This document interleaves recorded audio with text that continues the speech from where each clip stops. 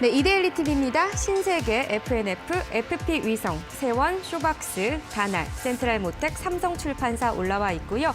한국경제TV입니다. OCI, FNF, 이마트, 신세계, 아모레퍼시픽, 다날, 삼성출판사, 센트럴 모텍 담겨져 있네요. 매일경제TV로 가보겠습니다. 삼성출판사 역시 올라와 있고요. 한국가스공사, FNF, 세트라가이, 잉크로스, 선도전기, 다날, 한국정보인증까지 선정을 했습니다. MTN입니다. FNF, 광명전기, 다날, 센트럴모텍, M2I, 휴스틸, 삼성출판사, 그리고 신세계까지 선정을 했네요.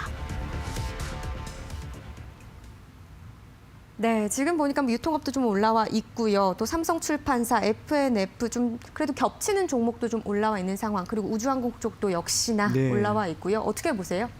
아쉬운 게 딱 하나 있습니다. 시총 상위 종목이 하나도 없어요, 지금. 예. 아무래도 시장 자체가 조정 국면에 조금 놓여 있다 보니까 삼성전자나 현대차라든지 연초에 계속해서 이야기가 불거졌던 종목들은 최근에 아마 계속 나타나고 있지는 않은 것 같아요. 반면 특정 이슈나 테마에 따라서 강하게 움직이는 종목들이 오늘 각 채널별로 거의 비슷하게 포진되어 있습니다. 신세계, FNF, 그리고 다날, 센트럴 모텍, 삼성출판사 이런 종목들이 있는데 이걸 토대로 우리가 유추할 수 있는 건 지금 시장은 중 또는 대형주, 말 그대로 시장 지수에 따라서 연동되는 종목들이 강한 움직임을 보이는 것이 아니라 특정 테마나 이슈가 있는 중형 혹은 중소형주 위주로 종목들이 많이 움직이고 있다는 점.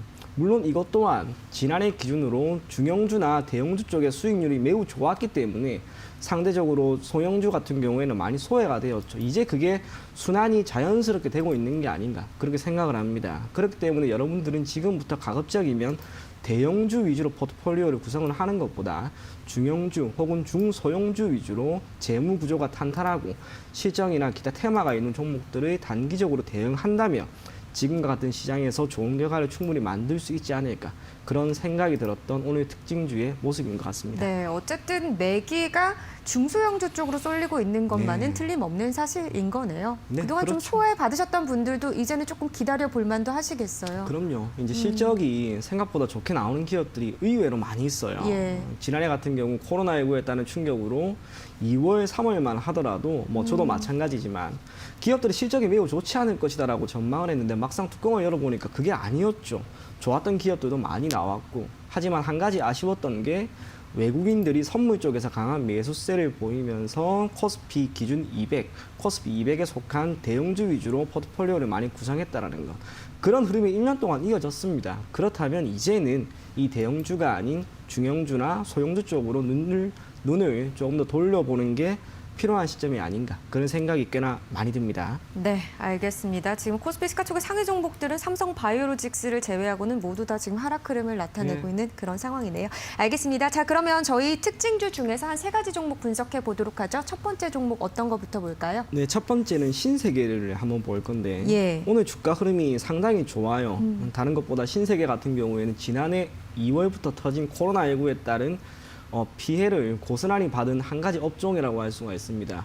그런데 곰곰이 생각을 해보면 당시에 충격을 거의 모든 업종이 받았는데 유독 여행 또는 소비 관련된 기업들의 흐름이 좋지 않았죠. 항공 또한 마찬가지입니다.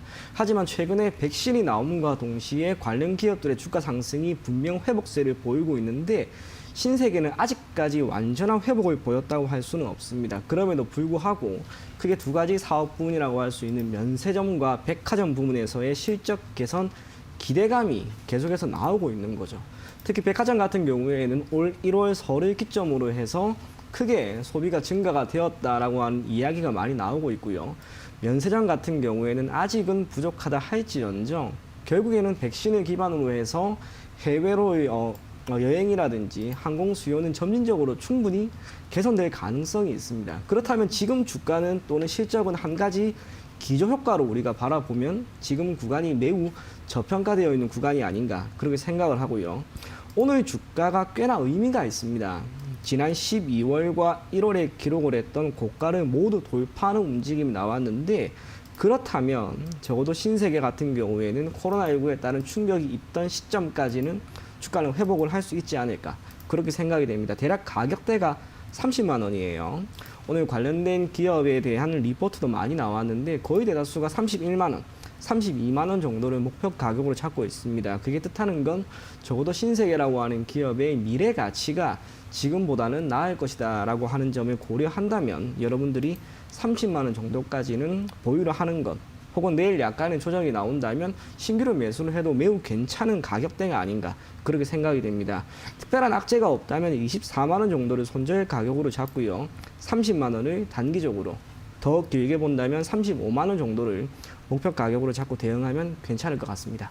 네, 알겠습니다. 이거 제가 알기로는 2018년도 이후에 그래도 40만 원 이상까지도 나왔던 네. 그런 주가 흐름이 있었는데 지금 현재 6% 가까이 오르고 있습니다. 26만 6천 원이고 목표가는 1차적 그래도 30만 원 선까지는 보실 수 있다는 거 참고하시기 바라겠습니다. 자, 다음 종목으로 넘어갈게요. 네, 다음 종목은 한국가스공사예요. 사실상 경기 민감주라고 하기는 어려운 종목인데 한국가스공사를 건설업과 연결지어서 저는 여러분들이 조금 보셨으면 좋겠어요. 우리가 흔히 건설주가 좋다라고 하는 것은 부동산 경기가 좋다는 것을 의미하는데 필연적으로 건설주는 물론이고 시멘트주들이 잘 갑니다. 하지만 기본적인 생활을 하는데 필요한 게 이 가스죠. 이 가스관 자체가 크게 만들어지게 되고 끊임없이 가스가 공급이 되게 되면 한국가스공사의 실적 개선은 충분히 나올 수가 있어요. 비록 연평균 성장률이 최근에 약간 더디어졌다 하더라도 얼마 전에 정부가 발표를 했죠. 부동산 공급을 크게 늘릴 것이다 라고 하는 점. 그와 함께 인구는 비록 줄어든다 하더라도 1인 가구가 계속해서 늘어나고 있기 때문에 가스에 대한 소비는 충분히 앞으로도 증가할 것이다 라고 하는 그런 기대감이 동사의 주가에 고스란히 반영되고 있는 게 아닌가 그렇게 생각을 하고요. 동사 같은 경우에는 한국이 앞으로 지향하는 한 가지 산업군 수소 경제입니다. 이걸 전적으로 도맡아서 하고 있죠. 현재 경기도 평택에 이와 관련된 시설을 구축해 두고 한국가스공사가 핵심이 되어서 수소 경제로의 전환과 이 수소 공급을 원활하게 할 수 있는 다양한 시도가 이루어지고 있습니다. 언제가 될지는 모르겠습니다. 그리고 공기관이기 때문에 사적인 실적 또는 사적 이익보다는 공적인 역할이 더 강하다라고 하는 점이 주가 상승을 크게 견인할 수는 없다 하더라도 안정적인 재무 구조와 국가라고 하는 한 가지 공급처를 확보하고 있다는 점은 리스크 관리 측면에서 매우 좋은 종목이라고 할 수가 있습니다. 그래서 한국가스공사는 여러분들이 지금 들어간다 하더라도 크게 손실은 보지 않을 거예요. 대략 4만 원 정도를 목표 가격으로 잡고 대응하면 괜찮지 않을까 그렇게 생각이 되고 손절 가격은 3만 원 제시해 드리도록 하겠습니다. 네, 알겠습니다. 뭐 장 초반에 상승 흐름이었다가 하락 반전하면서 윗꼬리가 나오고 있는 그런 상황이긴 하지만요. 말씀하신 것처럼 목표가는 4만 원 선까지 볼 수 있고 또 부동산 공급 대책의 수혜주로서도 또 네. 연관을 지어볼 수 있다라는 의견이셨습니다. 알겠습니다. 마지막 종목은 어떤 걸 봐볼까요? 네, 휴스틸이라고 하는 종목인데 예.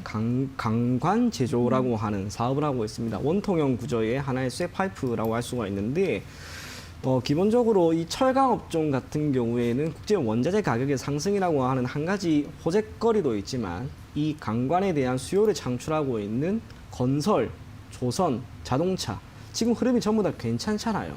그렇기 때문에 실적 개선이 충분히 나올 수 있는 기업이 아닌가 그렇게 보여지는데 지난해 기준으로 매출액은 소폭 하락을 했습니다만 영업이익이나 당기순이익이 모두 턴어라운드가 되었어요. 그렇기 때문에 실적 개선을 기반으로 한 주가 상승은 우리가 현 시점에서 충분히 기대해도 좋지 않을까 그렇게 생각을 하고요.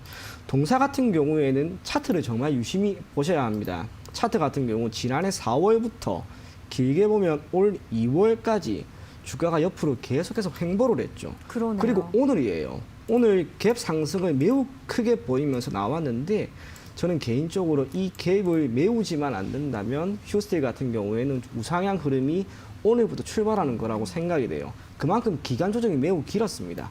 그렇기 때문에 휴스틸 같은 경우 비록 오늘 급등이 나왔다 하더라도 분할 매수 관점으로 여러분들이 조심히 천천히 들어간다면 지난 9월 기록한 11,500원 정도까지는 무난하게 가지 않을까 그렇게 생각이 되고요. 철강업종의 움직임이 여전히 좋다라고 하는 점, 산업이 가지고 있는 영향력이 그만큼 좋다는 점을 토대로 슈스틸 한번 장기적인 관점으로 여러분들이 한번 보셨으면 좋겠습니다. 네, 알겠습니다. 장기적인 관점도 유효하다라고 하셨고요. 지금 9,160억 갭 상승하면서 지금 16.54% 급등 흐름을 나타내고 있는 그런 상황인데요. 자, 상승 신호가 어쨌든 이제 조금 나오고 있다 이렇게 네. 보시는 거죠. 오늘 나왔다라고 저는 오늘 생각을 해요. 나왔다 네. 이렇게 표현을 해주시는군요. 알겠습니다. 1차적으로 11,500원까지 보시기를 바라겠습니다. 이렇게 휴스틸까지 또 알아봤네요. 오늘 말씀 고맙습니다. 자주 나와주세요. 아, 예, 알겠습니다. 네, 예. 부탁드리겠습니다. 예, 알겠습니다. 네, 고맙습니다. 예, 감사합니다.